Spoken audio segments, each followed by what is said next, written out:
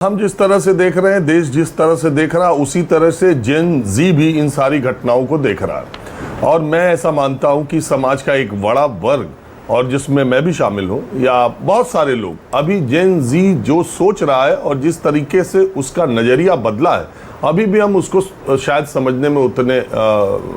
सक्षम नहीं हो पाए। हमने कभी नहीं सोचा था पहले भी इस आंदोलन के, क्योंकि मैं तो 15 जुलाई से जा रहा था और मुझे 15 जुलाई से लेके सोनम वांगचुक के उठाए जाने तक मुझे कहीं नहीं लग रहा था कि इस आंदोलन में कहीं कोई जान है। लेकिन वो 2 दिन में, 3 दिन में सोशल मीडिया का इम्पैक्ट कह लीजिए, सोनम वांगचुक को उठाए जाने का कह दीजिए, 20 तारीख को लाठीचार्ज का कह लीजिए, उसकी इंटेंसिटी इतनी बढ़ी कि सरकार को तुरंत एहसास हो गया कि ये कितना गंभीर मामला है, और जो आज तक नहीं हुआ वो हुआ। मंत्री का इस्तीफा लिया गया। अब सवाल ये है कि आप जरा जेनजी के बच्चों से पूछिए कि ये जो कुछ भी हो रहा है, ये उनकी गाली को लेकर के एक जो राष्ट्रीय मुद्दा बनाया जा रहा है, या प्रधानमंत्री खुद सामने आकर के माफ़ी दे चुके हैं, ये इसके बाद जो परिस्थितियों का निर्माण हो रहा है उसको लेके उनके भीतर क्या चल रहा है, वो क्या सोच रहे हैं। तो सवाल ये है कि देखिए, लोकतंत्र में हिंसा की कोई जगह नहीं। किसी भी आंदोलन में अगर हिंसा की जाएगी तो हिंसा करने वालों को कड़ी से कड़ी सजा दी जानी चाहिए, और किसी भी मर्यादित और सभ्य समाज में गाली गलौज की, तो कोई सामान्य व्यक्ति को गाली गलौज दिया जाए ये नाकाबिले बर्दाश्त है। प्रधानमंत्री तो राष्ट्र का, देश का गौरव है, उनको गाली दिए जाने की तो कोई सवाल ही नहीं। राजनीतिक विरोध, नीतियों का विरोध अलग बात है, हर दृष्टि से, एक तो पद की दृष्टि से, उम्र की दृष्टि से, सार्वजनिक जीवन की दृष्टि से प्रधानमंत्री का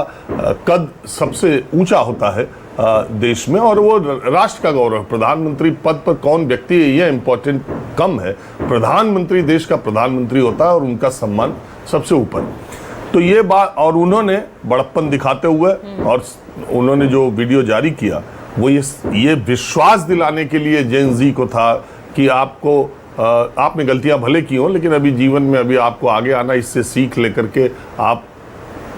अपने जीवन को संवारिए, इससे कुछ नहीं मिलेगा, मैं माफ़ करता हूँ या देश माफ़ करता है। लेकिन ज़मीन पर जो सच्चाई है, जो बच्चियों का या घरों का, और जो छात्र इसमें गए थे उनका, अपराधियों को खोजा जा रहा है उसके नाम पर छात्रों के घर जाने का, तो अब मुझे ऐसा लगता है पर्सनली, मैं तो बात करता रहता हूँ पूजा, कि ये जो जेनजी के लोग हैं इनको आप डरा नहीं सकते। आप 10 बार पुलिस भेजिए, 20 बार पुलिस भेजिए, इससे शायद वो लड़की डर जाए, शायद उसके परिवार के लोग डर जाए, लेकिन ये इतना तेजी से फैल रहा है, अब ये घर घर में पहुंच चुका है, और उसको आप रोक नहीं सकते, क्योंकि उसको मीडिया की, हमारे आपके चैनल पे और अखबार में छपने की उसको नहीं है। वो खुद ही कंटेंट क्रिएटर है, जितने व्यूज़ वो खुद इंस्टाग्राम पे जाके जंतर मंतर पे ले आए, वो पूरा देश का जो मीडिया से जुड़े लोग हैं सबका मिला के उतना नहीं आया जितना उनका आया। तो वो उनके संचार का, उनके संवाद का, उनके इमोशंस का, उनके रिएक्शंस का एक अलग प्लेटफॉर्म है, वो अलग फ्रिक्वेंसी पे चल रहे हैं। सरकार को, पॉलिटिकल पार्टीज़ को, जिम्मेदार लोगों को इस बात को बहुत संजीदा तरीके से लेना चाहिए, मुझे ऐसा लगता है। और मैंने पहले भी आपसे ये कहा था कि ये अब जो छात्रों का मुद्दा पेपर लीक का था, अभी देखिए झारखंड में, रांची में छात्र लगातार बैठे हुए हैं वहाँ के कमीशन के खिलाफ पेपर लीक के मुद्दे में। अब जो मेन मुद्दा जो पेपर लीकेज से जो बच्चों की जान गई है, जो बच्चों ने आंदोलन किया है, उससे हटाकर गृह मंत्री का इस्तीफा और गाली और गलौज अगर इस पे चला जाएगा, तो आप ये ना समझिए कि वो अपने मूल मुद्दे से हट रहे हैं या हटाए जाने की ये कोशिश से काम कर रहे हैं। गृह मंत्री का इस्तीफा महज सियासत के अलावा कुछ भी नहीं है,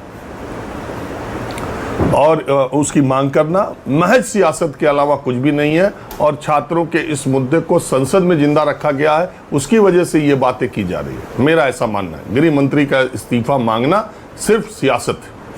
और दूसरी बातों को ज़्यादा तूल देना, शिक्षा के मुद्दे पर और परीक्षा के मुद्दे पर पूरे देश का ध्यान डाइवर्ट करने की कोशिश से ज़्यादा मैं कुछ नहीं मानता।